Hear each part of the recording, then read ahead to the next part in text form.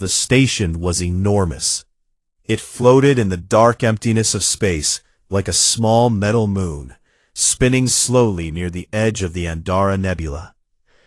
Its walls were made of a pale silver alloy that no human had ever seen before. Lights of every color glowed from its surface. Ships of 100 different shapes were docked along its outer ring. Some looked like long needles, others were fat and round like eggs. A few had no recognizable shape at all. This was the Grand Council Station, the center of galactic politics, the place where every known species came to talk, argue, make deals, and decide the future of the stars. And today, for the very first time, humans had been invited. The Earth ship was small compared to the rest. It was called the Hainel, a name that meant sky. It was a simple gray vessel with clean lines and no decorations. Compared to the golden warships of the Torak Empire or the crystal cruisers of the Ilvani, it looked like a toy. The alien dock workers did not even look twice at it as it locked into place. Inside the Hainel, Captain Han Do-hyun stood in front of a mirror and adjusted his uniform. He was a tall man with a strong jaw and calm, steady eyes. His black hair was cut short and neat. He wore the dark blue dress uniform of Earth's United Fleet. There were no medals on his chest. Earth had not fought any galactic war yet. There was nothing to pin there. He looked at his reflection for a long moment, then turned away. "Everyone ready?" he asked. Behind him, Lieutenant Yoon Nari was checking her tablet one last time. She was shorter than Do-hyun by a full head, with sharp eyes and quick hands. Her hair was pulled back in a tight bun, and she wore the same dark uniform. She had spent 3 years learning every alien language the translation systems could not fully handle. She was the smartest person on the ship, and everyone knew it. "All files loaded," Nari said without looking up. "Cultural notes, seating charts, names and titles. I have everything." Sergeant Ko Tae-sung was standing near the door with his arms crossed. He was wide and solid, like a wall made of muscle. His face was calm, but his eyes moved constantly, watching everything. He was part of the security team, though the Council had told Earth that weapons were not allowed inside the station. Tae-sung had left his rifle behind, but he did not look any less dangerous without it. "I still do not like this," Tae-sung said in a low voice. "No weapons, no armor. Walking into a room full of aliens we have never met." "That is the point," said a smooth voice from behind him. Ambassador Baek Ji-yeon stepped into the hallway. She was an older woman with silver streaks in her dark hair, and a face that gave away nothing. She had spent 20 years in Earth's diplomatic service. She had talked down warlords and negotiated peace in 3 civil wars. The galaxy was just a bigger table to her. "We are here to make friends, Sergeant," Ji-yeon said with a small smile. "Try to look friendly." Tae-sung grunted, but said nothing more. The 4 of them walked together through the docking tube and into the station. The air inside was cool and smelled faintly of something sweet, like flowers mixed with metal. The hallways were wide and tall, built for species much larger than humans. The ceiling was at least 5 meters above their heads. Strange art hung on the walls, shapes and colors that made no sense to human eyes. Other delegates were already walking through the corridors. The humans saw their first aliens up close. A group of Torak soldiers passed by. They were massive, nearly 3 meters tall, with thick green skin and 4 arms. Their eyes were small and red, and they looked at the humans the way a person might look at a small dog. One of them made a sound.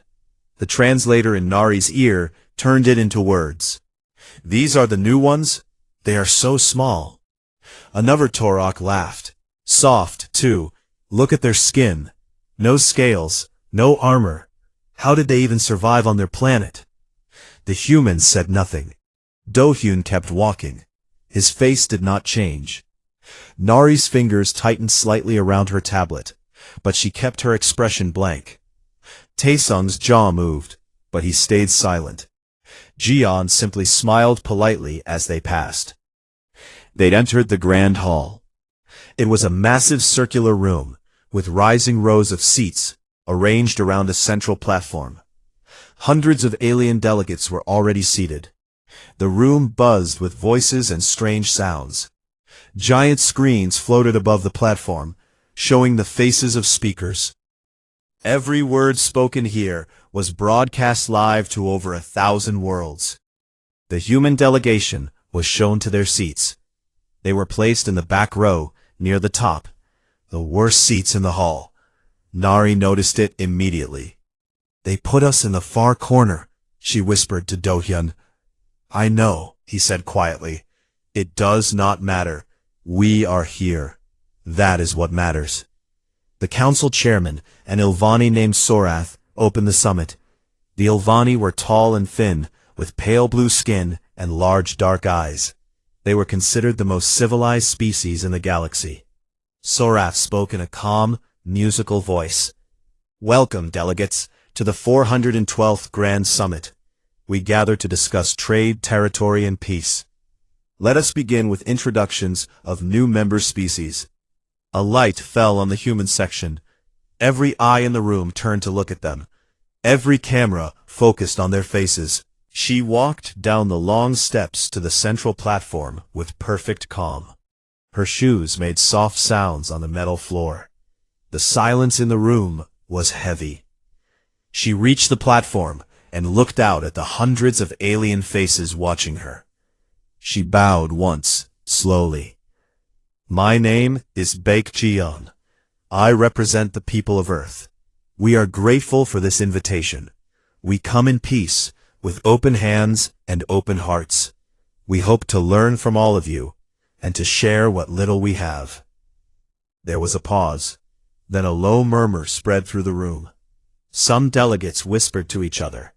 A few made sounds that the translators turned into laughter. A Torak general leaned toward his aide.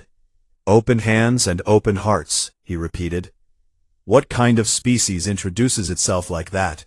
They sound like prey animals. An Ilvani diplomat shook her head slowly. They are young, very young. They have only been in space for a few decades. Give them time. Time will not grow them armor, the Torak general replied. Jian returned to her seat. She sat down beside Do-hyun and folded her hands neatly on her lap. They are laughing at us, Nari said quietly. Let them, Jian said. Her voice was calm as still water. Laughter is not dangerous, and first impressions are not the last. Do-hyun looked out across the hall. He watched the aliens talk and gesture and argue. He watched the Torak flex their forearms.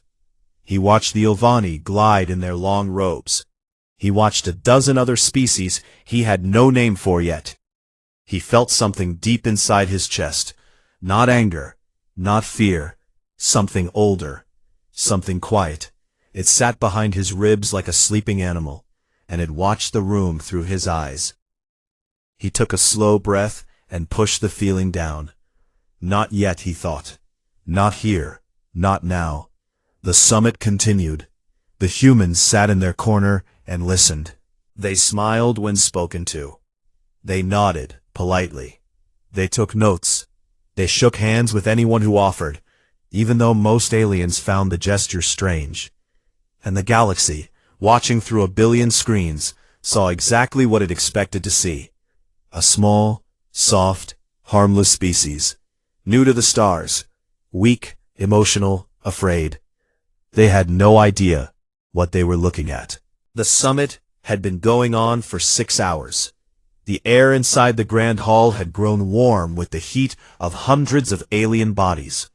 Delegates argued about trade routes and border disputes and mining rights on distant moons. It was slow, careful work. Every species wanted something. Every species was afraid of giving too much. The humans sat quietly in their corner and watched everything. Nari had filled her tablet with notes. She had mapped every delegation, learned every name she can catch, and noted which species seemed to be allies and which ones hated each other. She had already found 14 small conflicts hidden beneath the polite words. She kept this information to herself. Do-hyun sat with his arms crossed and his eyes half closed. He looked like he was bored. He was not. He was listening to everything. Every sound. Every shift in the room. His body was relaxed, but his mind was running at full speed. Taesung stood behind them like a statue. He had not moved in 3 hours. A passing Ilvani aide had actually checked to see if he was a robot. Jian was the only one who moved freely. She walked between delegations during breaks, shaking hands and making polite conversation. She smiled warmly at the Torak general who had laughed at her. She complimented the Ilvani on their beautiful station. She was doing what she did best. She was planting seeds. The second day of the summit began the same way. More talk, more arguments. The Torak Empire and the Ilvani Federation disagreed about a sector near the outer rim. A small species called the Mivari begged for protection from pirates. The council listened to everything and decided nothing. It was during the afternoon session, when the hall was full, and every camera was broadcasting live, that the first alarm sounded. It was a sharp, high-pitched tone that cut through every conversation like a knife. The lights in the hall flickered once, then twice. Then, the emergency lights came on, painting everything in deep red. Sorov, the council chairman, stood up quickly. "What is happening?" he demanded. Before anyone could answer, the station shook. It was a deep, heavy vibration that traveled through the floor and up through every seat. Several delegates stumbled. A few fell. The Mivari ambassador screamed. A second explosion hit. This one was closer. The sound was like thunder inside a metal box. A section of the ceiling cracked, and a piece of silver metal the size of a car crashed down onto the empty seats in the middle row. Dust and sparks filled the air. "We are under attack," someone shouted. The giant screens above the platform flickered and then changed. Instead of showing the faces of speakers, they now showed the view outside the station. And what they showed made the entire room go silent. Ships, dozens of them. They were dark and angular, covered in sharp edges and glowing red lines. They moved through space like sharks through water, fast and hungry. They were already firing. Bright red beams of energy slammed into the station's outer shields, and with every hit, the shields grew weaker. "Velk Dominion," Nari whispered. Her face had gone pale, but her voice was steady. She had read about them. Everyone had. The Velk were raiders, conquerors. They took what they wanted and destroyed what they did not need. They had been at war with the outer colonies for years, but no one had expected them to attack the council station itself. The hall exploded into chaos. Delegates pushed and shoved, trying to reach the exits. The Torak soldiers pulled out small weapons they had hidden under their clothes. The Ilvani guards tried to maintain order, but they were outnumbered by the panic. Another explosion rocked the station.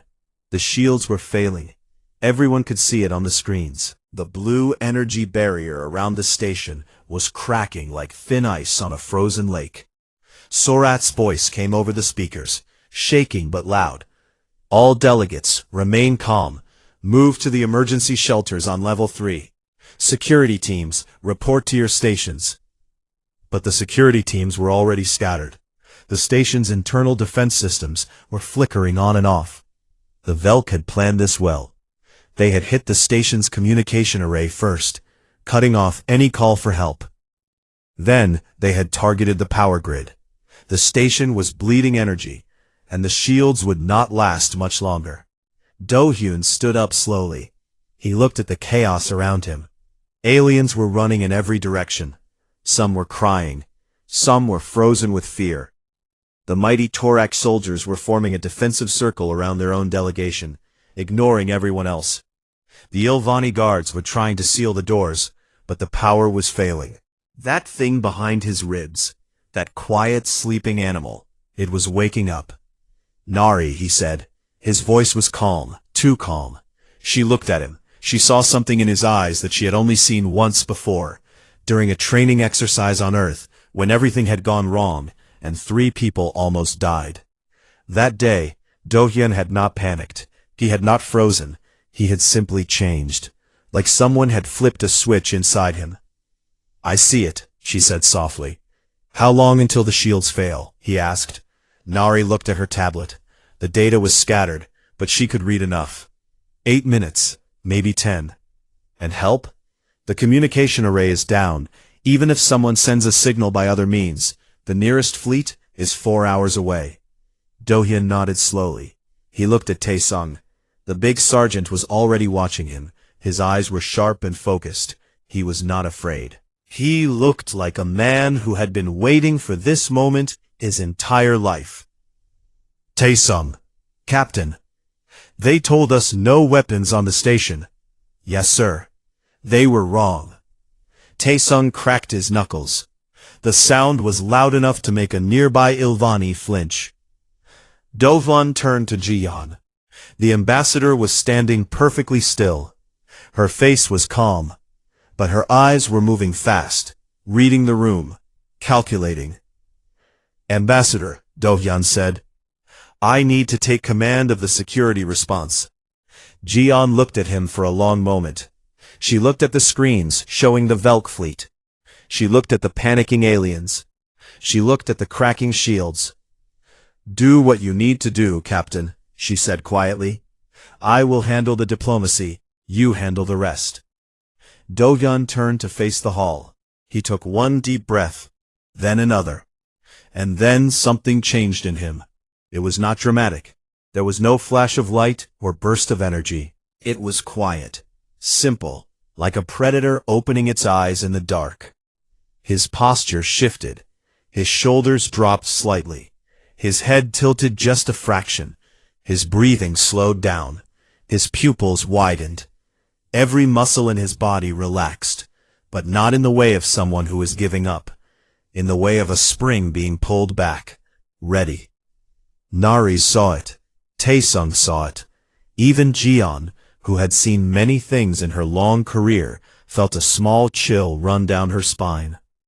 The Torok general, who was standing nearby, turned to look at Do-hyun. He had been ignoring the humans since the attack began. They were too small to matter, too weak to help. But something made him look. Some ancient instinct buried deep inside his four-armed body made him turn his head.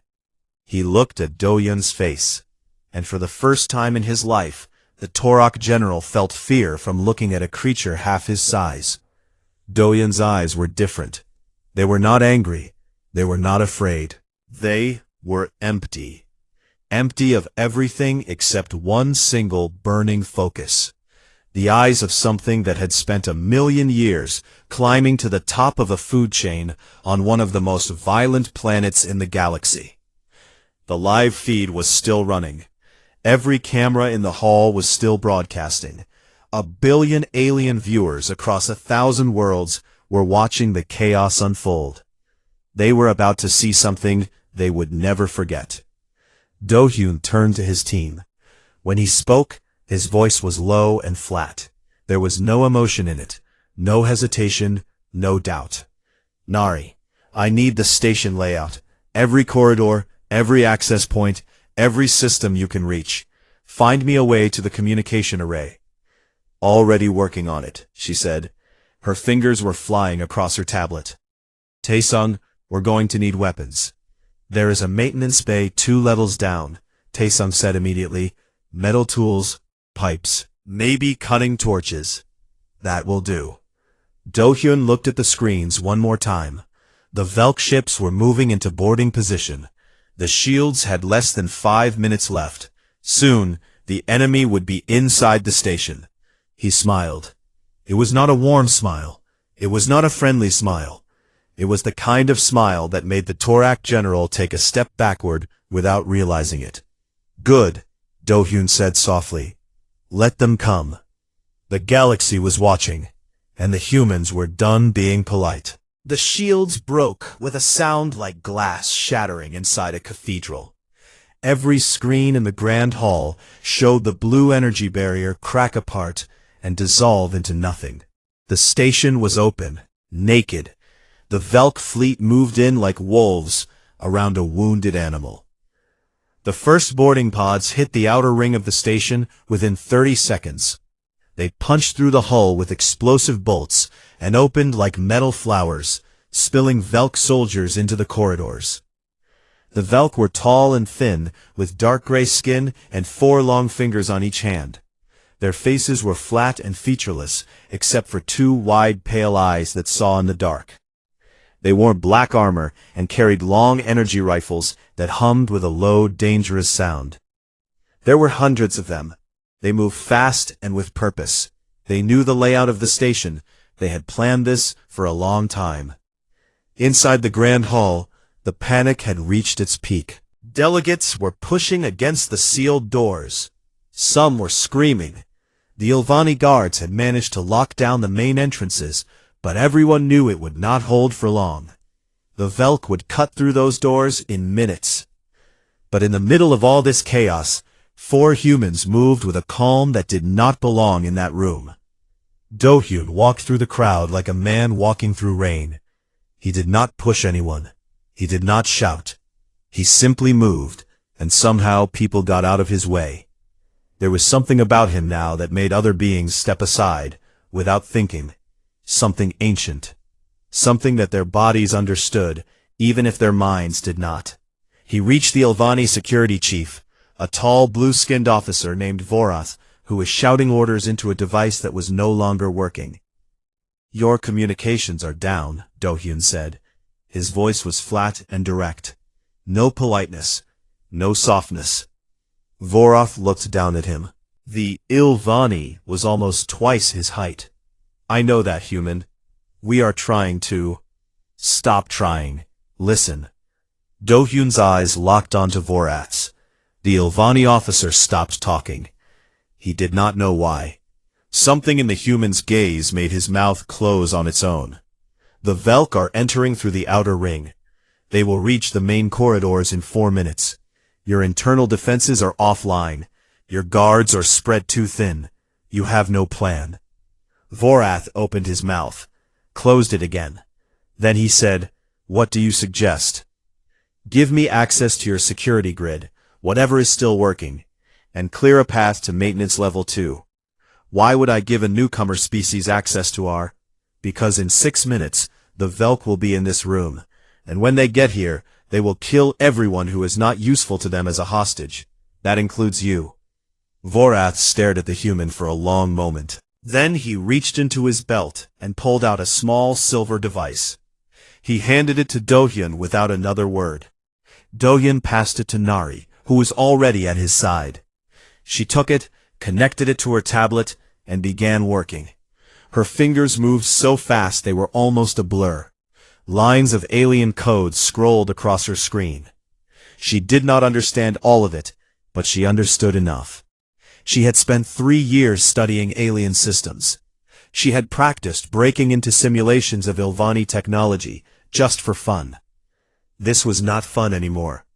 This was real. "I have partial access to the station grid," she said, after 40 seconds. "Power systems are at 30%. Life support is still running. Internal sensors are mostly down, but I can see movement on decks 7 through 12. That is where the Velk are." "How many?" "At least 300. Probably more." Do-hyun nodded. He turned to Taesung, who had already left and come back. The big sergeant was carrying a metal pipe over one shoulder and had a heavy cutting tool hanging from his belt. He had also found a roll of thick wire and a box of chemical flares. "Best I could find," Taesung said. He did not look sorry about it. He looked hungry. "It is enough," Do-hyun said. The Torok general, whose name was Gorath, had been watching all of this. He walked over with heavy steps. His 4 arms folded across his massive chest. "Human," he said. His voice was deep and rough. "What exactly do you think you are doing?" "I am going to stop the Velk from reaching this hall," Do-hyun said simply. Gorath stared at him, And he laughed. It was a harsh barking sound. You are four soft creatures with no weapons, no armor, and no training for station combat. The Velk will eat you alive. Do-yoon looked up at the Torok general. He was less than half the alien size. He should have looked small. He should have looked weak. But something in his eyes made Gorath's laughter die in his throat. General, Do-yoon said quietly, your soldiers have weapons. They have armor. They have 4 arms each, and they are standing in a circle, protecting only themselves. They are not helping anyone. Gorath's red eyes narrowed. My people have none of those things, Do-yoon continued, and we are about to walk into those corridors and fight. So ask yourself, what does that tell you about us? The room had gone quiet around them. The live cameras were focused on the two of them. Across 1,000 worlds, billions of beings watched this moment. The small human looking up at the giant alien. The prey standing in front of the predator and not blinking. Gorath said nothing for a long time. Then he unfolded his 4 arms and stepped aside. Do-yoon turned to his team. Nari had finished mapping the station layout. She projected it from her tablet into the air between them. Blue lines showed corridors. Red dots showed Velk movement. There are 3 main paths from the outer ring to this hall, Nari said. Corridor A through Deck 9, Corridor B through Deck 11, and the service tunnels through Deck 7. The Velk are using all 3? Corridor A and B, yes. The service tunnels are smaller. They might send a smaller group through there. Do-yoon studied the map. His mind was working in a way that was hard to describe. It was not like solving a math problem. It was more like water finding its way downhill.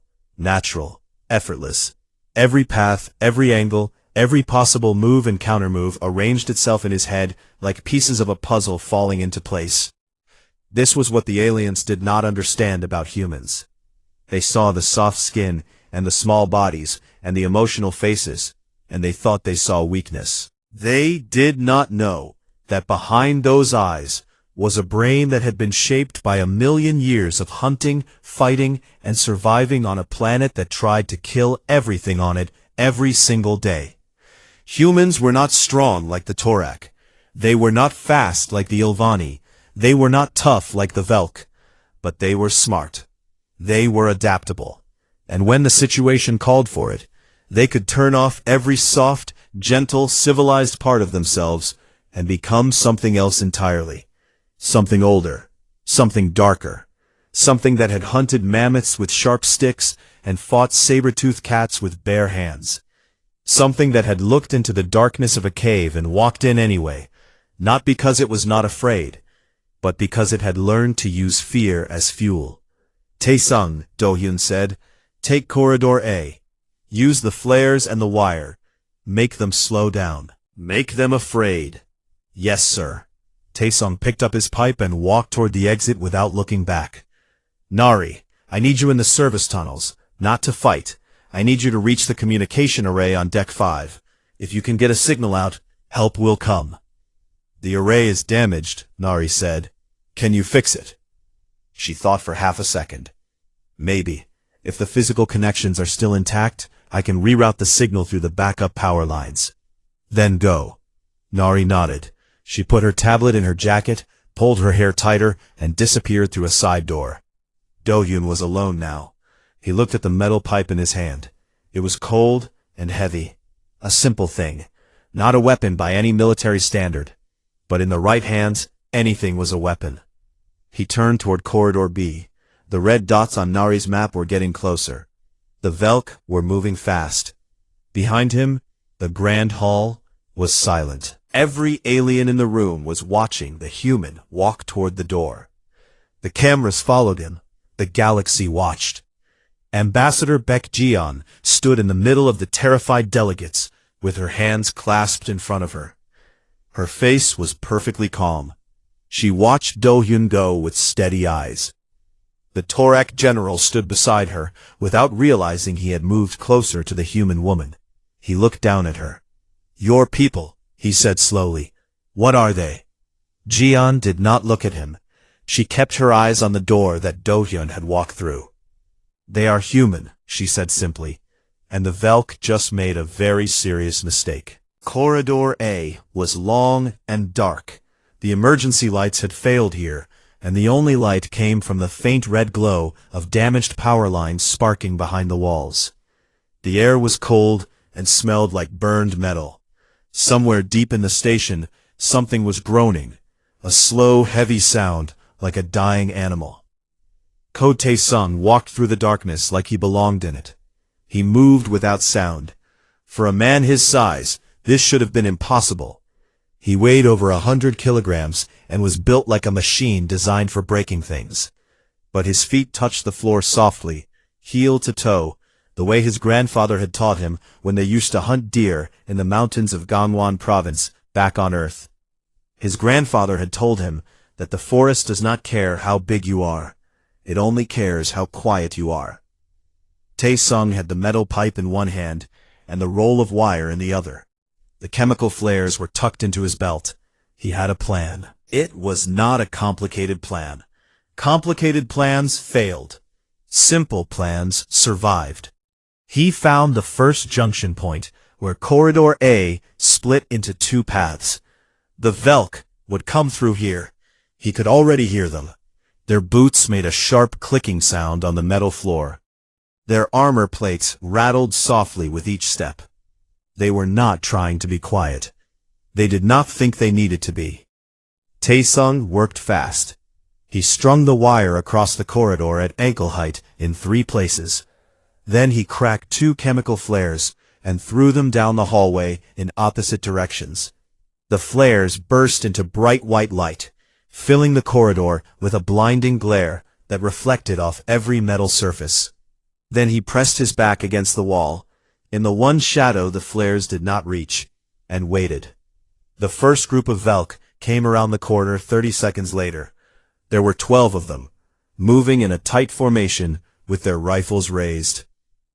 Their pale eyes were wide and sensitive, built for seeing in the dark. The sudden burst of white light from the flares hit them like a fist. They flinched, they raised their hands, they stumbled. The first one hit the wire and fell forward. The second tripped over the first. The third tried to stop, but the fourth pushed into him from behind. Tae-sung moved. He came out of the shadow like something from a nightmare. The metal pipe swung in a wide arc and connected with the helmet of the nearest Velk with a sound that echoed through the entire corridor. The soldier dropped. Tae-sung did not stop. He drove the pipe forward into the chest of the second Velk, cracking the thin armor plate and sending the alien stumbling back into his comrades. The Velk tried to shoot. Their rifles hummed and spat red light, but the corridor was chaos now. Blinded soldiers were stumbling over fallen bodies and tangled wire. The flares were still burning, filling the air with white smoke. They could not see their target. They could not even see each other. Tae-sung could see them perfectly. His eyes had adjusted. His body was running on something older than training, older than discipline. It was pure instinct, the kind that turned a man into a force of nature. He broke 2 more Velk soldiers before the rest managed to pull back. They retreated down the corridor, dragging their wounded, clicking and hissing in their own language. Their translator signals were too garbled for Tae-sung to understand, but he did not need to. He knew what they were saying. They were scared. One human, no gun, no armor, just a metal pipe and a cold silence that was worse than any war cry. Tae-sung picked up one of the fallen energy rifles. It was designed for Velk hands, with 4 long finger grooves. It did not fit his hand properly. He adjusted his grip, tested the weight, and nodded. It would work. He moved deeper into the corridor. The Velk had sent more soldiers. He would be ready. 2 levels below, Nari was crawling through the service tunnels. The tunnels were narrow and low, built for maintenance drones, not people. She had to move on her hands and knees, dragging her tablet behind her. The metal walls pressed in on every side, The air was hot and stale. She could hear the Velk above her. Their boots marched through the corridors overhead, shaking dust loose from the tunnel ceiling. Every few seconds, a small piece of debris would fall on her back. She ignored it. She kept moving.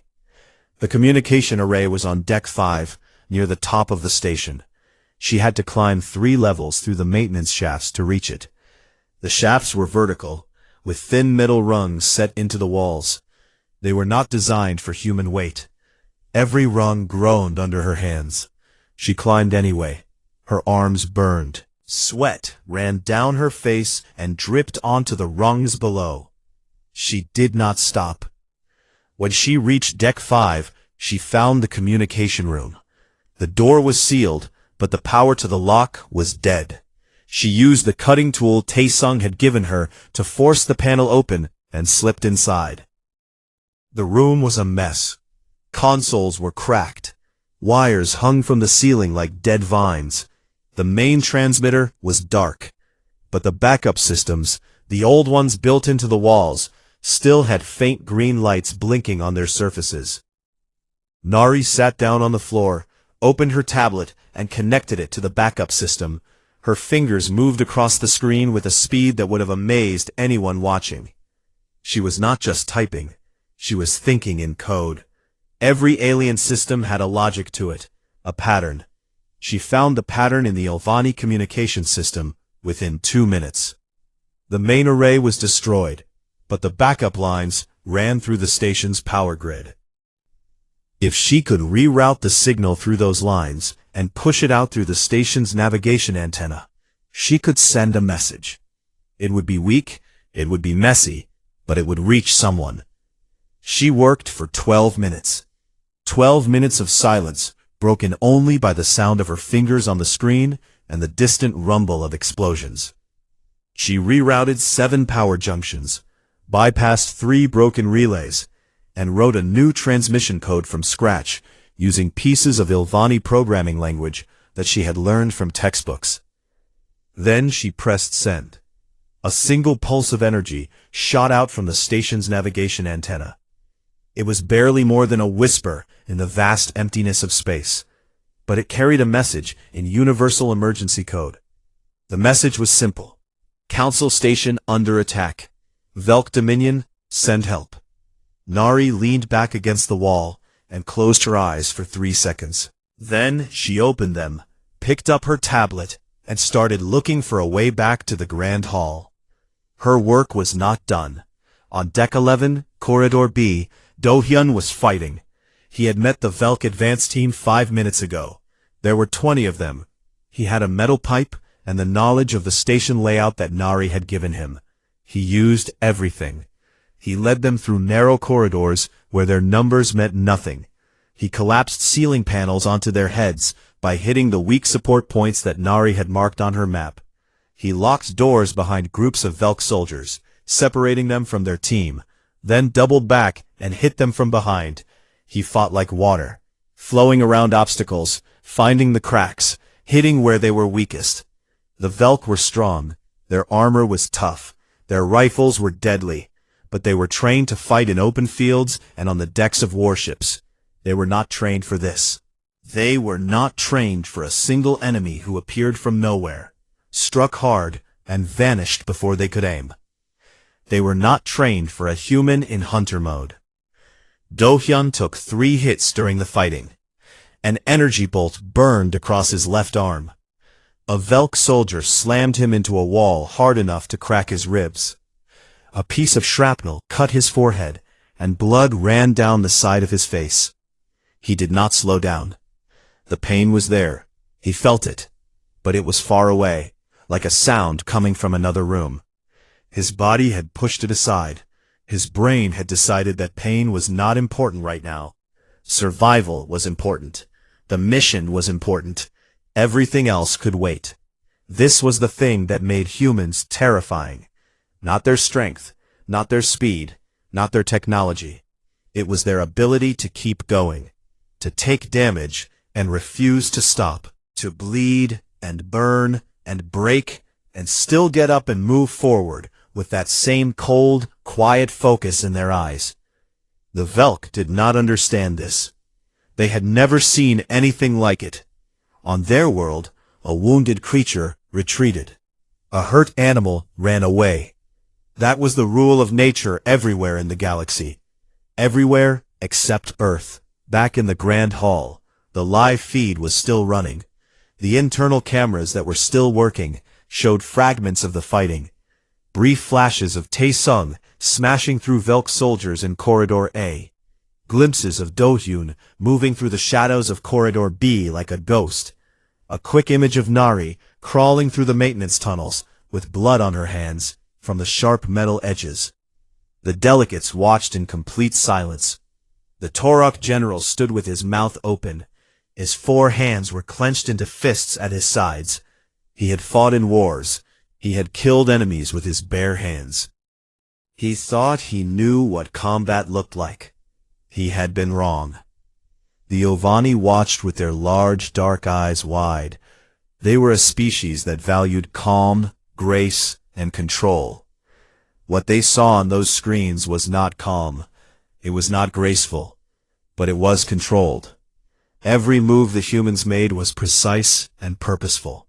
There was no wasted energy, no panic, just cold, efficient violence. A young Ovani diplomat turned to her colleague. Her voice was barely a whisper. The files said they were a peaceful species. Her colleague did not take his eyes off the screen. "They are," he said. "This is what they look like when they choose not to be." Ambassador Baek Ji-yeon stood in the center of the hall, with her hands still clasped in front of her. She watched the screens with an expression that gave nothing away. But inside, behind her calm exterior, she felt a deep, fierce pride that burned like a star in her chest. "That is my species. We came here with open hands. You should have taken them." The battle lasted 2 hours and 43 minutes. In the end, it was not the 3 humans alone who won it, but it was the 3 humans who made winning possible. Tae-sung held Corridor A for over an hour by himself. By the time a group of Torak soldiers finally came to help him, shamed into action by what they had seen on the live feed, he had stopped 4 separate Velk advances. He was surrounded by broken armor, cracked rifles, and unconscious alien bodies. He had taken a shot to the shoulder that had burned through his uniform and left a black mark on his skin the size of a fist. He was still standing, still holding his metal pipe in one hand and a stolen Velk rifle in the other. When the Torak soldiers arrived, he looked at them with tired eyes and said, "You are late." The Torak did not argue. Do-hyun fought through Corridor B and reached the Velk command group on Deck 10. This was the team leading the boarding operation, 6 officers and their communications equipment. They were the brain of the attack. Without them, the Velk soldiers would lose coordination and purpose. Do-hyun found them in a storage room they had turned into a temporary command post. There were 6 of them, and 1 of him. He was bleeding from his forehead, his left arm was burned, and his ribs were cracked. He had lost his metal pipe 2 corridors back, and was carrying nothing but a broken piece of railing he had torn from a wall. He went in anyway. The fight lasted less than 2 minutes. When it was over, 4 of the 6 Velk officers were on the ground. The other 2 had locked themselves in a storage closet and refused to come out. Do-hyun smashed their communication equipment with the railing, then sat down on the floor with his back against the wall and closed his eyes. He allowed himself 10 seconds of rest. Then he stood up and started walking back. Nari's signal had traveled far enough. A patrol fleet from the Ilvani Federation, 3 fast cruisers that had been on routine duty 2 systems away, picked up the emergency pulse. They arrived at the council station 1 hour and 20 minutes after the attack began. By then, the Velk soldiers inside the station were already falling apart. Without their command team, they had no coordination. They fought in small, confused groups that were slowly pushed back by the combined force of Torok soldiers, Ilvani guards, and one very angry human sergeant with a metal pipe. When the Ilvani cruisers appeared on the edge of the system, the Velk fleet outside the station tried to run. They did not get far. The cruisers were fast and well armed. Within 30 minutes, half the Velk ships were disabled or destroyed. The rest scattered into deep space, running for the outer rim. The battle was over. Inside the station, the emergency lights were still on, but the shooting had stopped. Smoke drifted through the corridors. The floors were covered in debris, broken metal, shattered glass, and the remains of things that no one wanted to look at too closely. Medical teams moved through the hallways, treating the wounded. Repair drones buzzed along the damaged sections, patching holes and sealing breaches. The grand hall was still intact. The doors were opened, and fresh air was pumped in from the life support systems. The delegates slowly returned to their seats. They were shaken, bruised, and covered in dust, but alive. All of them. Every single delegate had survived, because 3 humans had walked into the darkness to keep them safe. Do-hyun was the last one to return to the hall. He walked through the main door slowly, his uniform torn and stained with blood, most of it not his own. His left arm hung at his side, burned and swollen. His face was cut and bruised. He looked like he had been through a war. He had. Taesung was already there, sitting on a bench near the wall. A thorac medic was treating his shoulder wound. The big sergeant had refused to lie down. He sat straight and still while the alien medic worked, his eyes watching the room with the same steady gaze as always. Nari came in through a side door, her clothes dirty, and her hands wrapped in strips of cloth she had torn from her jacket to cover the cuts from the maintenance tunnels. Her tablet was cracked, but still working. She walked straight to Do-hyun and showed him the screen. "Signal confirmed received," she said. "The Ilvani patrol fleet responded to our message. We did it." Do-hyun nodded. The thing behind his ribs, that ancient animal, was going back to sleep. He could feel it settling down, curling up in the dark place where it lived. The cold focus in his eyes was fading, replaced by something warmer. Something tired. Something human. "Good work," he said softly. "All of you." The grand hall was silent. Every alien in the room was looking at the 3 humans. The cameras were still rolling. The galaxy was still watching. The Ilvani chairman Sorath stepped forward. His pale blue face was drawn with exhaustion and something else. Something that might have been awe. He looked at Do-hyun, then at Taesung, then at Nari. "You saved this station," he said. His musical voice was quiet. "You saved every life in this room. We owe you a debt that words cannot express." Do-hyun opened his mouth to respond, but before he could, a calm voice spoke from behind him. Chairman Sorath. Ambassador Baek Jiun walked forward. She had not fought.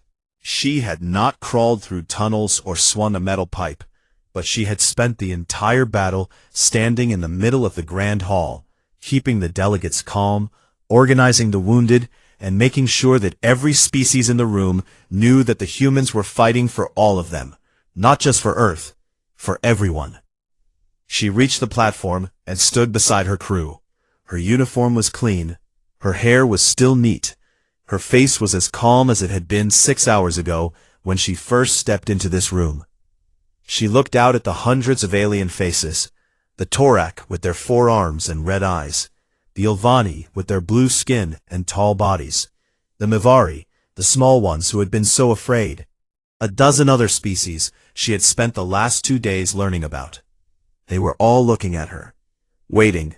"Chairman," she said, "my crew did what any human would do when innocent lives are in danger.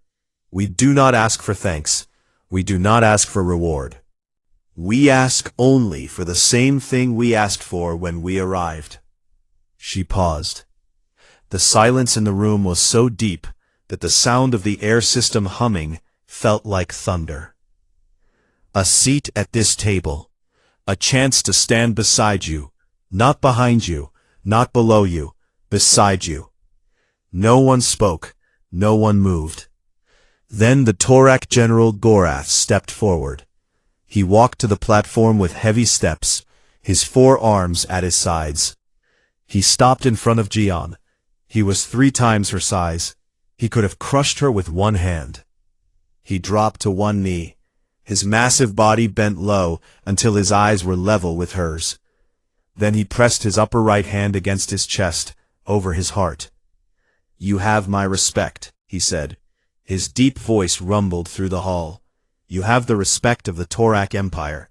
I was wrong about your kind. I will not be wrong again." One by one, other delegates began to stand. The Ilvani, the Mavari, species whose names the humans did not even know yet. They stood, and they bowed, and they pressed their hands or claws or tentacles against their chests, in the gesture of respect used by 100 different worlds. The live feed captured all of it. Across 1,000 worlds, billions of beings watched the moment unfold. They watched the small, soft, harmless species that had arrived in a simple gray ship and been seated in the back row. They watched them stand on the central platform, bloody and broken and unbowed, and they understood. Humans were not weak. They had never been weak. They had simply chosen to be gentle. And there was a universe of difference between a creature that could not fight and a creature that could, but chose not to, unless it had to. That was the lesson the galaxy learned that day. That was the thing that changed everything. And the most dangerous beings in the universe are the ones who make that choice every day and could stop making it at any moment. Jian turned to Dohyun. For the first time since the attack began, she allowed herself a small, real smile. "Captain," she said, "I believe the summit was interrupted. Shall we continue?" Dohyun looked at her. His face was cut. His arm was burned. His ribs were broken. He was exhausted beyond words. He straightened his uniform as best he could. He wiped the blood from his face with the back of his hand. He took a slow breath, and the last traces of the hunter faded from his eyes, replaced by the calm, steady gaze that the galaxy had first seen when the humans arrived. "Yes, Ambassador," he said. "Let us continue." They sat down. The summit resumed, and this time the humans were not in the back row. They were in the front, and no one in the galaxy ever made the mistake of calling them soft again.